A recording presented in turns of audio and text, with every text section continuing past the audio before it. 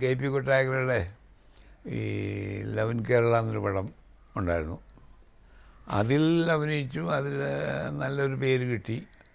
പിന്നെ വരുന്നതൊക്കെ വില്ലനായിട്ടാണ് വിളിക്കാൻ തുടങ്ങിയത്. അപ്പോൾ അതൊക്കെ അങ്ങ് അക്സെപ്റ്റ് ചെയ്തു. അന്ന് ഹീറോ ആരാ വില്ലൻ ആരാ എന്നുള്ളൊരു തരംതിരിവിനെ പറ്റി അന്ന് വലിയ ബോധമൊന്നുമില്ല. പക്ഷെ ആരെയും ഒരു മോഡലായിട്ട് അക്സെപ്റ്റ് ചെയ്തിട്ടില്ല. എനിക്ക് തോന്നിയ രീതിയിൽ ഞാൻ പ്രസൻറ്റ് ചെയ്തു. അത് ജനങ്ങൾ അക്സെപ്റ്റ് ചെയ്തെന്ന് വേണം പറയാൻ. ഈ കാൽ മുറിക്കുന്നവരെ സിനിമ ഒരുപാട് ചെയ്തു. 350-400 പടങ്ങൾ ചെയ്തു എന്ന് പറയാം. 52 തുടങ്ങിയതാണ്. ഇപ്പോൾ 5-6 കൊല്ലമായി കാല് മുറിച്ചിട്ട്. അതിനുശേഷം അഭിനയിച്ചിട്ടില്ല. അതെ, താങ്കളുടെ ജ്യേഷ്ഠൻ തന്നെ. ഞാൻ കൊന്നു എന്ന് വിശ്വസിക്കപ്പെട്ടിരുന്ന കുമാരപ്പണിക്കർ. സിനിമയിൽ പ്രേംനസീറിന് വേണ്ടി പിന്നണി പാടിയ ജോസ് പ്രകാശ് നടനായ ശേഷം അതേ നായകനൊപ്പം ക്യാമറയ്ക്ക് മുന്നിൽ എത്രയോ സിനിമകൾക്ക് വേണ്ടി ഒത്തുചേർന്നിരിക്കുന്നു. അരങ്ങിൽ നായകനും വില്ലനുമായി പോരടിച്ചവർ ജീവിതത്തിൽ പുലർത്തിയത് മാതൃകാപരമായ സൗഹൃദമായിരുന്നു. ഒരു ഫാമിലി പോലെയായിരുന്നു. അല്ലാതെ ഹീറോ വില്ലൻ കോമഡിയൻ അങ്ങനെ ചെറിയ ആക്ടർ വലിയ ആക്ടർ അങ്ങനത്തെ ചിന്താഗതിയൊന്നും അന്നില്ല. എല്ലാം ആക്ടേഴ്സ് എന്നുള്ള രീതിയേ ഉള്ളൂ. അല്ലാതെ ഹീറോ വില്ലൻ ജപ്പ ജവർ അങ്ങനെയുള്ള സൂപ്പർ സ്റ്റാർ മെഗാ സ്റ്റാർ എന്നൊക്കെ ഉള്ള രീതി ഇല്ല അന്ന്. എല്ലാം ഒരുപോലെയാണ്. എല്ലാവരുടെയും പെരുമാറ്റം അങ്ങനെ തന്നെയായി. ഇന്ന് പെരുമാറ്റത്തിലൊക്കെ മാറിപ്പോയി. മലയാള സിനിമ മദ്രാസിൽ ചുറ്റിത്തിരിയുന്ന കാലത്ത് ഈ രംഗത്തെത്തിയതാണ് ജോസ് പ്രകാശ്. സിനിമയിൽ വഴിദൂരം ഏറെ താണ്ടിയെങ്കിലും ഈ അഭിനേതാവിന്റെ ഓർമ്മയിൽ ഇന്നും മദ്രാസ് നിറഞ്ഞു നിൽക്കുന്നു. അനുഭവങ്ങളിലേക്ക് മടങ്ങിയെത്തുന്ന ഇദ്ദേഹത്തിന്റെ മനസ്സിൽ ഒപ്പമുണ്ടായിരുന്നവരുടെ ഓർമ്മകൾക്കും മങ്ങലേൽക്കുന്നില്ല. സിനിമയിൽ പ്രതിഫലത്തിന്റെ കാര്യത്തിൽ ഒരിക്കലും നിബന്ധനകൾ വച്ചിട്ടുള്ള ആളല്ല ജോസ് പ്രകാശ്. കലയ്ക്കായി സ്വയം സമർപ്പിതമായൊരു ജീവിതം. കൂലി മോഹിച്ച് ചെയ്യുന്ന ഒരു തൊഴിലായല്ല ഇദ്ദേഹം സിനിമയെ കണ്ടത്. കിട്ടിയതിൽ സംതൃപ്തനാണ്. കിട്ടാതെ പോയതിൽ നിരാശനുമല്ല. 27 കൊല്ലം മദ്രാസിലായിരുന്നു. അന്ന് മിക്കവാറും എല്ലാവരും മദ്രാസിൽ വെച്ച് എല്ലാവരും ലോഡ്ജിൽ താമസിച്ചിരുന്നത്. ഞങ്ങളെ സാമീഷ് ലോഡ്ജിൽ 10-16 പേര് താമസിച്ചിരുന്നു. നസീറും അവിടെ ഉണ്ടായിരുന്നു, സത്യനും അവിടെയായിരുന്നു, കൊട്ടാരക്കര അവിടെയായിരുന്നു, SP അവിടെയായിരുന്നു, ബഹദൂർ അവിടെയായിരുന്നു. പിന്നെ വന്നപ്പോൾ സത്യൻ വീടുണ്ടാക്കിയില്ല, നസീർ വീടുണ്ടാക്കി. അങ്ങോട്ട് വീട് വാടകയ്ക്കെടുത്ത് ആദ്യം മാറി, പിന്നെ വീടുണ്ടാക്കി. അതിൽ പിന്നെ കുറേ സത്യൻ ഈ അസുഖം മരിച്ചു പോയല്ലോ. പിന്നെ ഞാൻ ലോഡ്ജൊക്കെ നിന്നു, എല്ലാവരും അങ്ങോട്ടും ഇങ്ങോട്ടും പോയി. അന്നുള്ളതിൽ ഇപ്പോൾ 3 പേരെ ജീവിച്ചിരിപ്പുള്ളൂ. എൻ്റെ അറിവിലിപ്പോൾ GK പിള്ളയും പറവൂർപ്പുറത്തും ഞാനും ഉള്ളതെന്നാണ് തോന്നുന്നത്. ഈ ആ പ്രായത്തിൻ്റെ ഇതില്ലേ, കാലഘട്ടം വെച്ച് നോക്കുമ്പോൾ അത്രയേ ഉള്ളൂ. കൈനിറയെ സിനിമയുമായി വെള്ളി വെളിച്ചത്തിലായിരുന്നു ഒരുപാട് കാലമെങ്കിലും ഈ കലാകാരന് സമ്പാദ്യമെന്ന് പറയാൻ ഒന്നുമില്ല. തന്റെയും കുടുംബത്തിന്റെയും ജീവിതം അല്ലലില്ലാതെ മുന്നോട്ട് കൊണ്ടുപോകാനായത് സിനിമ നൽകിയ മഹാസൗഭാഗ്യമായി കാണുന്നു ഈ നടൻ. പ്രതികളൊക്കെ വളരെ മോശം, തുച്ഛമായിരുന്നു, വളരെ മോശമായിരുന്നു. ഇന്നത്തെ പോലെ ലക്ഷങ്ങളും കോടികളും ഒന്നും ഇല്ല. അന്നത്തെ പോലെ ഇന്നിപ്പോൾ കോടികളൊക്കെ അല്ലേ ഓരോരുത്തർ മേടിക്കുന്നത്.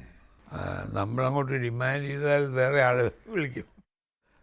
അതാണ് ചുറ്റുപാട്. ഒരു രീതിയിലൊക്കെ കഴിഞ്ഞു കൂടിയെന്നേ ഉള്ളൂ.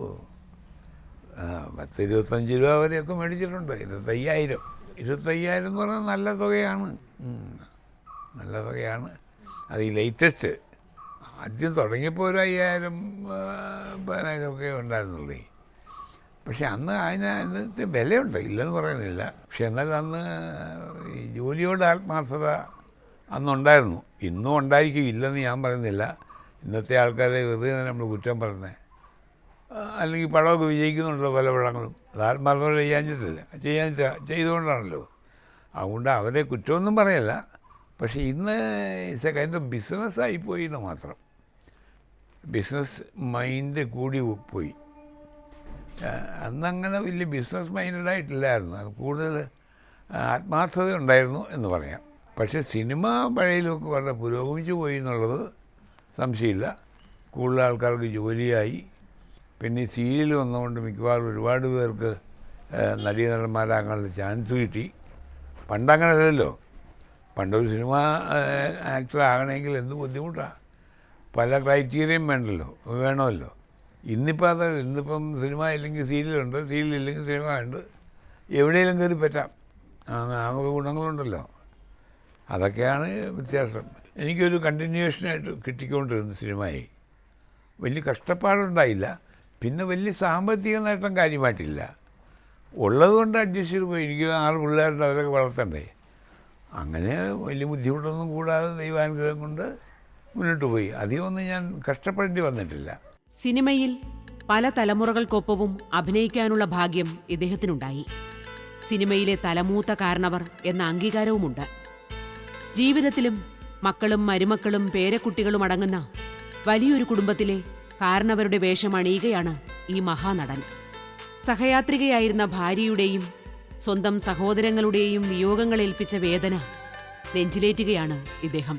ചങ്ങനാശ്ശേരിയിലായിരുന്നു അമ്മയുടെ വീട്, തിരുവല്ലയിലായിരുന്നു ഫാദറിൻ്റെ വീട്. ജോലി ഫാദറിന് കോട്ടയത്തായിരുന്നു. അങ്ങനെ എന്നുവെച്ചാൽ വലിയ കുടുംബമൊന്നുമല്ല, ഒരു സാധാരണ കുടുംബം. വാടകയ്ക്ക് താമസിക്കുകയായിരുന്നു കോട്ടയത്ത്. പിന്നെ കുറേ കാലം കഴിഞ്ഞപ്പം സ്വന്തമായിട്ട് വീടൊക്കെ ആയി, വലിയ തെറ്റില്ലാതെ ഇല്ല. ഇന്നിപ്പം എല്ലാവരും സെറ്റിൽഡായി. ഞങ്ങൾ 8 പേരാണ്. എനിക്കാണെങ്കിൽ 6 പിള്ളേരാണ്, 4 പെണ്ണും 2 ആണും. എല്ലാവരും മാരീഡാണ്, അവർക്കൊക്കെ പിള്ളേരുമുണ്ട്. ദൈവം അനുസരിച്ച് അവരൊക്കെ സാമ്പത്തികമായിട്ട് വളരെ നന്നായിരിക്കുന്നു, സുഖമായിട്ട് ജീവിക്കുന്നു, ഒരു കുഴപ്പമില്ല. എല്ലാം പിന്നെ മെയിനായിട്ട് ദൈവാനുഗ്രഹമാണ്. രണ്ടാമത് ഭാര്യയുടെ കഴിവാണ്, ഭാര്യയുടെ ആ പ്ലാനിങ്ങിൻ്റെ കഴിവ്. കിട്ടുന്ന കാശ് ബുദ്ധിപൂർവ്വം ചിലവഴിച്ച് കാര്യങ്ങൾ നടത്തിക്കൊണ്ടിരുന്നു. അതിന് ഭാര്യയെ വേണം അഭിനന്ദിക്കാൻ. അതിനുള്ള കഴിവ് ദൈവം കൊടുത്തു. പക്ഷേ 17 കൊല്ലം മുമ്പ് ഭാര്യയെ ദൈവം വിളിച്ചു. ഇപ്പം അന്നുപോലെ ഞാൻ ഒറ്റയ്ക്ക് ജീവിക്കുക. പക്ഷെ അത് ദൈവം ഇഷ്ടമായിരിക്കും. ആ ഇഷ്ടത്തിന് കീഴ്വഴങ്ങി. ഇപ്പം അതുകൂടി ദൈവം കാലിൻ്റെ ഒരു പരിപാടി പോയി, കണ്ണ് പോയി, ആരോഗ്യം പൊതുവെ മോശമാണ്. പക്ഷേ എനിക്കതിലൊന്നും പരാതിയില്ല. ദൈവ ഇഷ്ടത്തിന് പരിപൂർണമായിട്ട് കീഴ്വഴങ്ങി ജീവിക്കുക എന്നുള്ളതാണ് ഇപ്പോഴത്തെ ഒരു മനോഭാവവും ആഗ്രഹവും.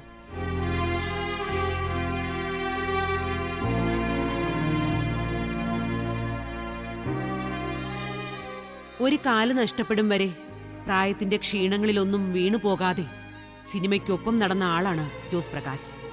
ഈ വീൽ ചെയറിലായതിൽ പിന്നെ ആർക്ക് ലൈറ്റുകൾക്ക് നേരെ മുഖം തിരിക്കുകയായിരുന്നു. ഏത് കാലത്തിലും സിനിമയ്ക്ക് ആവശ്യമായ നടനാണ് ജോസ് പ്രകാശ്. പക്ഷേ ഇവിടെ വിധിയെ മറികടന്ന് സിനിമയ്ക്കൊപ്പം സഞ്ചരിക്കാൻ ഈ അതുല്യ കലാകാരൻ അശക്തനാണ്. അരങ്ങുണർത്താനും പ്രേക്ഷകരെ വിസ്മയിപ്പിക്കാനും മോഹിക്കുമ്പോഴും വിധി കാട്ടിയ ക്രൂരതയിൽ മനം നൊന്ത് പിൻവാങ്ങുകയാണ് ഈ നടൻ. ഡയബറ്റീസ് വന്ന് കാല് പോകുന്നത് വരെ ഐ വാസ് ആക്റ്റീവ്. എപ്പോഴും ഒന്നിൽ സിനിമ അല്ലെങ്കിൽ സീരിയൽ ചെയ്തുകൊണ്ടേയിരുന്നു. ഇത് ഒരു സീരിയലിന് പോയപ്പോഴാണ് വീണതും കാല് പൊട്ടിയതും മുറിക്കേണ്ടി വന്നതൊക്കെ. സിനിമ ലാസ്റ്റ് ചെയ്തത് പിന്നെ പ്രേംപ്രകാശിൻ്റെ എൻ്റെ വീടാ പോവും, അതിൽ ചെയ്തു. അത് കഴിഞ്ഞ് പിന്നെ ഒന്നും അങ്ങനെ കാര്യമായിട്ട് ചെയ്തില്ല. ഇപ്പം എൻ്റെ ഈ പ്രേംപ്രകാശിൻ്റെ മകൻ സഞ്ജു ഇപ്പോൾ ഒരു പടം 1-2 പടം ചെയ്യുന്നുണ്ട്. അതിൽ ട്രാഫിക് എന്നൊരു പടമുണ്ട്. അതിൽ ഒരു ഡോക്ടറുടെ ക്യാരക്ടറുണ്ട്. ഒരു ഓൾഡ് മാൻ, റിട്ടയർഡ്, വലിയൊരു ഹോസ്പിറ്റലിൻ്റെ MD ആണ്. അപ്പോൾ അതായിട്ട് ഞാൻ ചെയ്യണമെന്ന് നിർബന്ധമാണ്. ഈ കണ്ണ് കാണാൻ മേല, കാല് കാണാൻ മേല, ഞാനങ്ങനെ ഡബ് ചെയ്യാനാണ്. ഇതൊക്കെ ഞാൻ പറഞ്ഞു. അതൊക്കെ ഒരു പരിഹാരം ഉണ്ടാക്കിക്കൊള്ളാമെന്നാണ് പറഞ്ഞത്. നിർബന്ധം ഞാൻ വേണമെന്ന്. അപ്പോൾ അത് ചെയ്യണം പറഞ്ഞിരിക്കും. ഒരു ദൈവം അനുഗ്രഹിച്ചെങ്കിൽ ചെയ്യും. And that will be my last picture എന്ന് തോന്നിക്കുന്നു. എല്ലാം ഈശ്വരനല്ലേ നിശ്ചയിക്കുന്നത്.